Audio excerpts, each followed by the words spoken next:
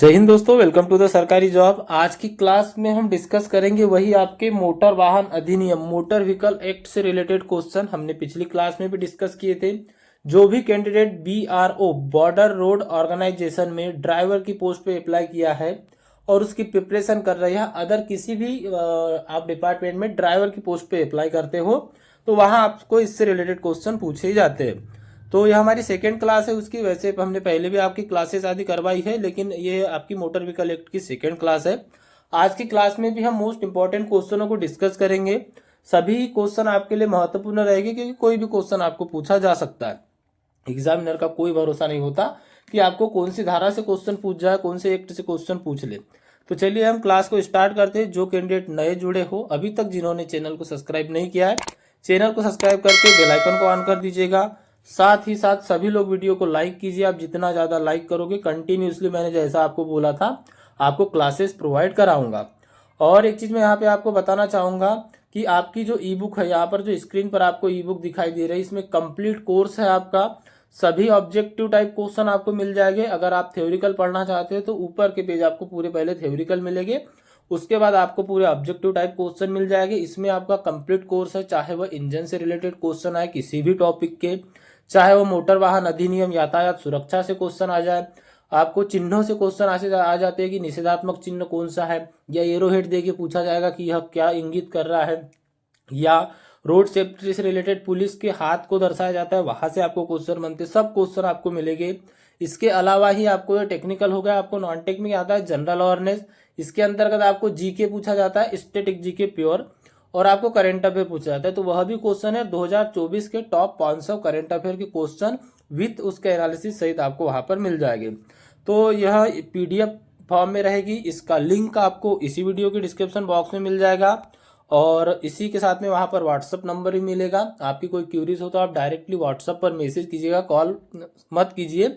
हर call का मैं जवाब नहीं दे पाता, लेकिन आप व्हाट्सअप पर मैसेज कर सकते हो। आपकी कोई क्यूरीज हो तो वह आपका जवाब भी मिल जाएगा।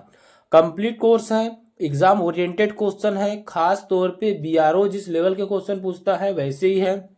हमने आपको पहले बताया था कि आपके प्रीवियस ईयर के जितने भी क्वेश्चन हैं हम सभी को यहाँ पर सॉल्व करेंगे।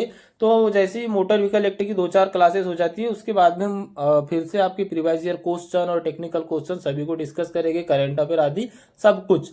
तो जो भी चैनल से नए जुड़े हो, चैनल को सब्सक्राइब करके बेल आइकन को ऑन कर दीजिएगा।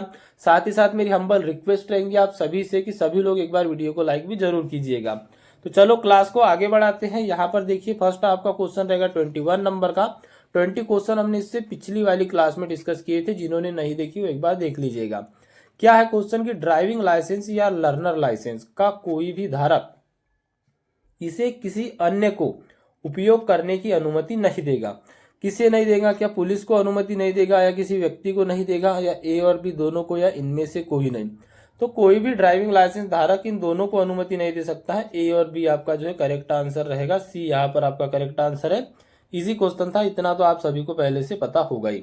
नेक्स्ट क्वेश्चन है, राजनयिक अधिकारियों आदि के मोटर वाहनों के पंजीकरण हेतु विशेष प्रावधान है, किस धारा के अंतर्गत प्रदान किया गया है?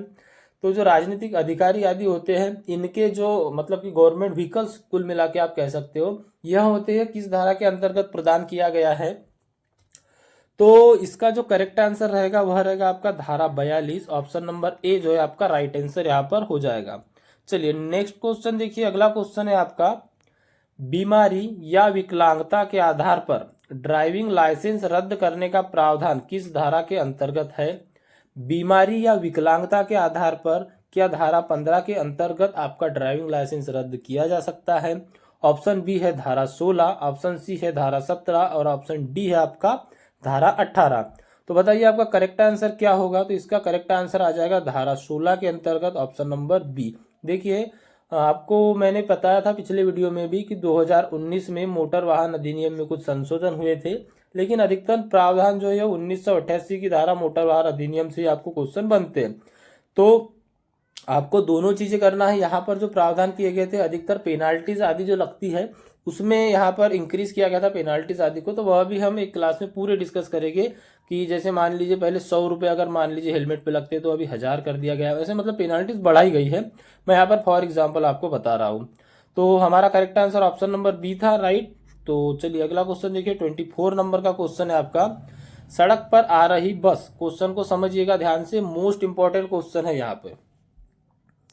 सड़क पर आ रही बस और बगल से आ रही मोटरसाइकिल के बीच टक्कर हो गई। मान लीजिए इधर से आ रही है एक बस, इधर से एक बाइक जा रही है, इनके बीच में टक्कर हो गई है। मोटरसाइकिल चालक घायल हो गया। न तो बस चालक ने बगल की सड़क से यातायात की ओर देखा और न ही मोटरसाइकिल चालक ने सड़क से देखा। तो बताइए कौन उत्तरदायी होगा? तो इसके लिए कौन जिम्मेदार होगा? क्या बस ड्राइवर होगा या मोटरसाइकिल चालक होगा या दोनों नहीं होंगे या दोनों होंगे? तो इसका करेक्ट आंसर ध्यान में रखिएगा, इसके लिए दोनों उत्तरदायी होंगे। ऑप्शन नंबर डी आपका करेक्ट आंसर रहेगा। अगला क्वेश्चन है, मोटर वाहन अधिनियम 1988 की धारा 163A के तहत तीसरे पक्ष की घातक दुर्घटना के लिए मुआवजे की अनुसूची के अनुसार मुआवजे की राशि उन खर्चों पर विचार करते हुए निकाली जाएगी जो एक पीड़ित ने खुद को बनाए रखने के लिए किया गया होगा। अगर वह जीवित होता है तो इसको द्वारा कम किया जा सकता है, मतलब कितना कम किया जा सकता है, यहाँ पर टोटली वही पूछा है। तो वह 1/3 होता है। ऑप्शन नंबर बी करेक्ट आ जाएगा आपका 1/3। क्या आ जाएगा? 1/3। चलिए अगला क्वेश्चन देखिए, अयोग्यता के आधार पर अयोग्यता आदेश का प्रभाव किस धारा के अंतर्गत प्रदान किया गया है? तो अयोग्यता आदेश का जो प्रभाव है, क्या यह धारा 23 है, धारा 24 है, धारा 25 है या धारा 26 है? करेक्ट आंसर रहेगा आपका ऑप्शन नंबर ए। क्या रहेगा यहाँ पे? धारा 23। क्या आ जाएगा? ए जो है यहाँ पे आपका करेक्ट आंसर आ जाएगा। चलिए नेक्स्ट क्वेश्चन देखिए, अगला क्वेश्चन है, इंपॉर्टेंट क्वेश्चन है, यह भी आपको यहाँ पे डायरेक्टली आपसे पूछा गया है। सड़क परिवहन को नियंत्रित करने की राज्य सरकार की शक्ति मोटर वाहन अधिनियम 1988 की धारा के अंतर्गत प्रदान की गई है। यहाँ पर राज्य सरकार की शक्ति की बात की गई है और मोटर वाहन अधिनियम आपका कौन सा? 1988 के तहत पूछा गया है कि किस धारा के अंतर्गत, मतलब यहाँ पर बोला है नियंत्रित करने के लिए प्रदान की गई है। यहाँ पर देखिए ऑप्शन है आपके, मोटर वाहन अधिनियम 1988 की धारा 67, मोटर वाहन अधिनियम 1988 की धारा 68 या धारा 69 या इनमें से कोई नहीं, नॉन ऑफ दिस। तो इसका जो करेक्ट आंसर रहेगा वह रहेगा धारा 67। ए जो है यहाँ पे आपका करेक्ट आंसर हो जाएगा। मोटर वाहन अधिनियम की धारा 67 के अंतर्गत प्रदान की गई है। अब यहाँ पर बात की गई थी राज्य सरकार की। चलिए अगला क्वेश्चन देखिए, केंद्र सरकार से संबंधित मोटर वाहन चलाने के लिए ड्राइविंग लाइसेंस किस धारा के तहत प्रदान किया जाता है? यहाँ पर बोला है कि केंद्र सरकार से संबंधित मोटर वाहन चलाने के लिए राज्य सरकार के अधीन अलग मोटर वाहन होते हैं, केंद्र सरकार के अधीन अलग मोटर वाहन होते हैं। इसके लिए ड्राइविंग लाइसेंस चलाने के यहाँ पर पूछा गया किस धारा के अंतर्गत प्रदान किया गया है? तो वह धारा है आपकी ऑप्शन नंबर बी करेक्ट हो जाएगा, धारा 18। क्या हो जाएगा? धारा 18 के अंतर्गत किया गया है। बी यहाँ पे राइट आंसर रहेगा। अगला क्वेश्चन देखिए, इंपॉर्टेंट क्वेश्चन है, इस प्राधिकरण को मोटर वाहन अधिनियम 1988 के तहत दावा न्यायाधिकरण का गठन करने को अधिकार है।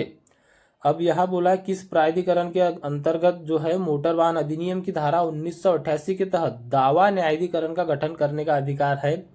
ऑप्शन है आपका उपयुक्त सरकार, जो वहां पर अभी करंट में सरकार है, या सड़क परिवहन प्राधिकरण है, या राज्य सरकारें हैं, या केंद्र सरकार है। तो इसका करेक्ट आंसर आ जाएगा राज्य सरकार। क्या आ जाएगा? राज्य सरकार या स्टेट गवर्नमेंट। क्या आ जाएगा? State government. चलिए यहाँ पर आपका करेक्ट आंसर रहेगा ऑप्शन नंबर सी। क्या हो जाएगा? ऑप्शन नंबर सी यहाँ से आपका राइट आंसर हो जाएगा। नेक्स्ट क्वेश्चन देखिए, अगला क्वेश्चन है, अयोग्य घोषित करने की न्यायालय की शक्ति किस धारा के अंतर्गत प्रदान की गई है? अयोग्य घोषित करने की शक्ति का बोला गया है यहाँ पे। तो क्या यह धारा 35 होगी, धारा 27 होगी, धारा 37 होगी या धारा 40 होगी?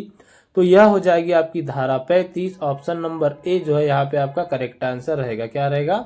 ऑप्शन नंबर ए यहाँ पे आपका राइट आंसर रहेगा। अयोग्य घोषित करने की न्यायालय की शक्ति किस धारा के अंतर्गत है? मतलब न्यायालय ही अयोग्य घोषित करेगा ना, तो धारा 35 के अंतर्गत है। अगला क्वेश्चन देखिए, 31 नंबर का क्वेश्चन है, 31वां प्रश्न है आपका, कोई भी व्यक्ति किसी भी सार्वजनिक स्थान पर तेज गति से मोटर वाहन नहीं चलाएगा और न ही चलाने देगा। अधिकतम गति सीमित होनी चाहिए, मतलब सीमित गति अधिकतम, यहाँ पर देखिए यहाँ अपन सीमित लिखेंगे तो अधिकतम गति मतलब फिल इन द ब्लैंक दिया है यहाँ पे, या इससे भी अधिक या इनमें से कोई नहीं या ए और बी दोनों। तो इसका करेक्ट आंसर आ जाएगा से अधिक। मतलब कि आपको यहाँ पर क्वेश्चन को समझिएगा, कोई भी व्यक्ति किसी भी सार्वजनिक स्थान पर तेज गति से, कौन सी, फास्ट स्पीड से मोटर वाहन नहीं चलाएगा और न ही चलाने देगा। किससे, तेज या इससे अधिक की गति पर नहीं चलाने देगा। तो यहाँ पर आपका करेक्ट आंसर क्या हो जाएगा, ऑप्शन नंबर बी। बी यहाँ पे आपका राइट आंसर रहेगा। चलिए अगला क्वेश्चन देखिए। नेक्स्ट क्वेश्चन है आपका, मोटर वाहन अधिनियम की धारा 173 के तहत ट्रिब्यूनल के फैसले से व्यथित व्यक्ति अपील कर सकता है। क्या सर्वोच्च न्यायालय को, उच्च न्यायालय को, जिला न्यायालय को या इनमें से कोई नहीं? तो वह उच्च न्यायालय को यहाँ पर अपील कर सकता है। बी जो है यहाँ पे आपका करेक्ट आंसर हो जाएगा। नेक्स्ट क्वेश्चन देखिए। अगला क्वेश्चन है आपका, मोटर वाहन अधिनियम की धारा 173 के अनुसार दावा न्यायाधिकरण के फैसले के खिलाफ अपील दायर करने की सीमा अवधि निर्धारित की गई है। मतलब यहाँ पर कुल मिला के यह पूछा गया है कि जो दावा न्यायाधिकरण का फैसला है, मतलब आपके खिलाफ कोर्ट में किसी ने किया है, जो भी है मोटर वाहन अधिनियम से संबंधित, चाहे एक्सीडेंटल केस हो या और भी कोई, तो इसके खिलाफ अपील करने की सीमा अवधि क्या है? क्या 60 दिन की है, 90 दिन की है, 120 दिन की है या फिर 30 दिन की है? तो वह है आपके 90 दिन की। कितनी है? 90 दिन के भीतर आप यहाँ पर दावा पेश कर सकते हो। बी यहाँ पे आपका जो है करेक्ट आंसर रहेगा। अगला क्वेश्चन देखिए। नेक्स्ट है आपका क्वेश्चन, निम्नलिखित में से कौन व्यक्ति मोटर वाहन अधिनियम 1988 की धारा 165 की उपधारा 1 में निर्दिष्ट प्रकृति की दुर्घटना से उत्पन्न मुआवजे के लिए आवेदन करने का हकदार नहीं होगा? आपने वो मूवी देखी होगी, एक मूवी आई थी अक्षय कुमार की, उसमें वह भगवान के ऊपर केस करता है। बस वही बोला है कि प्राकृतिक दुर्घटना से उत्पन्न मुआवजे के लिए आवेदन करने का हकदार नहीं होगा। मान लीजिए कहीं रोड खसक गया, उसके कारण एक्सीडेंट हो गया, तो यहाँ कहाँ दिया है? 1988 मोटर वाहन अधिनियम 1988 की धारा 165 की उपधारा 1 में निर्दिष्ट किया गया है। अब यहाँ पर देखिए ऑप्शन है आपका कि कौन नहीं करेगा। क्या जिस व्यक्ति को साधारण चोट लगी है क्या वह नहीं करेगा? या जिसकी संपत्ति का स्वामी है, मान लो किसी की संपत्ति है, कोई वाहन है, कोई ट्रक है, कोई ट्रैक्टर है, कोई गाड़ी है, वो जिसका मालिक है, क्या वह हकदार नहीं होगा? या यदि दुर्घटना के 6 महीने बाद पीड़ित की मृत्यु हो जाती है तो उसे कानूनी प्रतिनिधि, उसका कानूनी प्रतिनिधि का मतलब वही, उसके खिलाफ जो भी वहां पर मुकदमा दायर किया या करेगा, या मृतक का एक नामांकित व्यक्ति। तो देखिए यहाँ पर आपको जो पूछा गया था, क्या पूछा गया था? धारा 165 की उपधारा ए में दिया गया है ये प्रावधान, और इसका जो करेक्ट आंसर है वह क्या आ जाएगा? तो इसका करेक्ट आंसर है मृतक का एक नामांकित व्यक्ति। मतलब जो भी उन्होंने यहाँ पर दिया हो नामांकित व्यक्ति, चाहे उनकी संतान हो या अदर कोई भी। चलिए अगला क्वेश्चन देखिए। अगला क्वेश्चन है, किसी भी व्यक्ति को परिवहन वाहन चलाने के लिए लर्नर लाइसेंस तब तक नहीं दिया जाएगा जब तक कि उसके पास कम से कम हल्के मोटर वाहन चलाने के लिए ड्राइविंग लाइसेंस न हो। अब यह कितने वर्ष यहाँ पर पूछे गए हैं? तो यहाँ पर है 2 वर्ष, 1 वर्ष या ए और बी दोनों। तो यहाँ पर आपका करेक्ट आंसर आ जाएगा कम से कम 1 वर्ष। मतलब आपके पास में लाइसेंस है, मान लीजिए 2 व्हीलर का या 4 व्हीलर का, इसके बाद आपको भारी वाहन चलाने का, परिवहन मतलब बस आदि यह चलाना है, तो कब तक नहीं दिया जाएगा? 1 साल के बाद। मतलब कि आपका जो है लाइसेंस हो जाएगा उसके 1 साल के बाद। चलिए अगला क्वेश्चन देखिए। नेक्स्ट क्वेश्चन क्या है आपका? हालांकि आजकल तो कई लोग जुगाड़ करके बना देते हैं।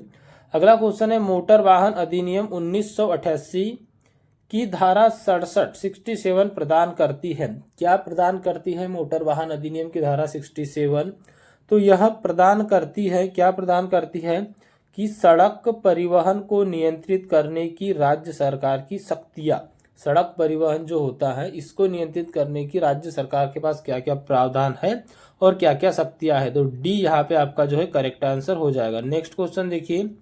अगला क्वेश्चन है आपका 37 नंबर का, स्टेज कैरिज के कंडक्टर के लिए लाइसेंस की आवश्यकता का प्रावधान मोटर वाहन अधिनियम के तहत निहित है।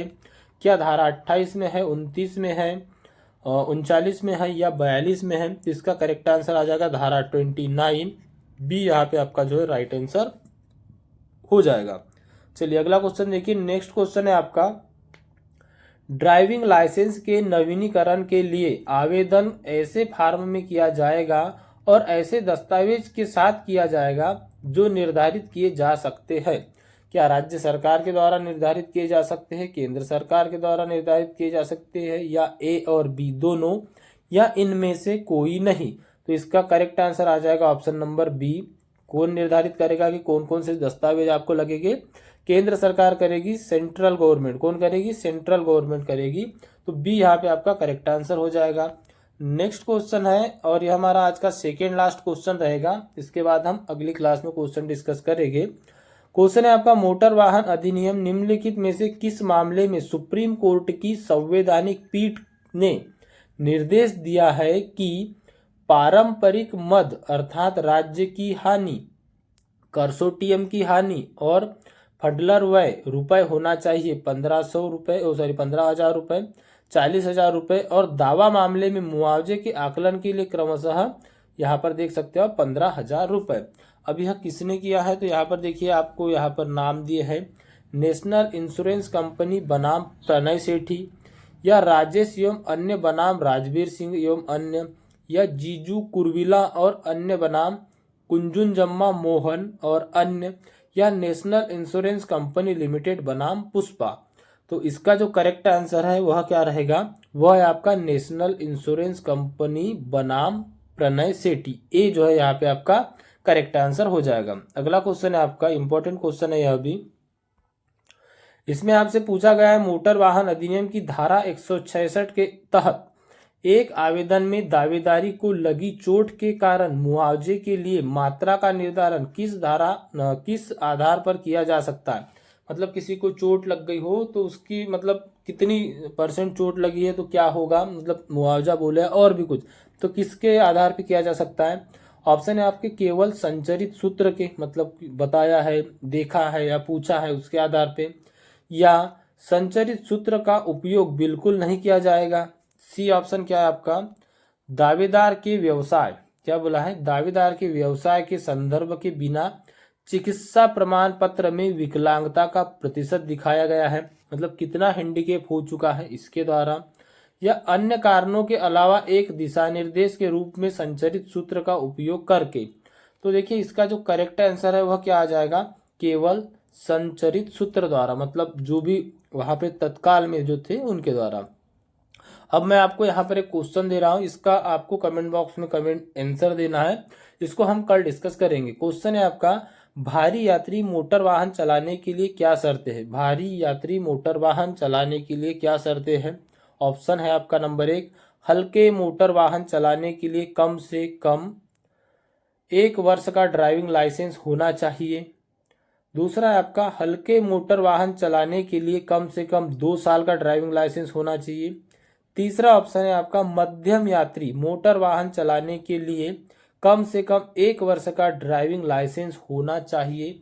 और डी है आपका बी और सी दोनों। यह बी और सी दोनों, आप इसका स्क्रीनशॉट ले सकते हो, यहाँ पर मैंने आपको लगा दिया है, और उसके बाद भी आप इसको आंसर दे सकते हो। तो इसका करेक्ट आंसर क्या है आपको कमेंट बॉक्स में कमेंट करके देना है। आगे के क्वेश्चन हम नेक्स्ट क्लास में डिस्कस करेंगे। तो क्लास आपको कैसी लगी कमेंट बॉक्स में कमेंट करके जरूर बताइएगा। साथ ही साथ जो लोग नए जुड़े हैं, जिन्होंने अभी तक लाइक नहीं किया लाइक कर दीजिए, जिन्होंने अभी तक सब्सक्राइब नहीं किया सब्सक्राइब कर दीजिए।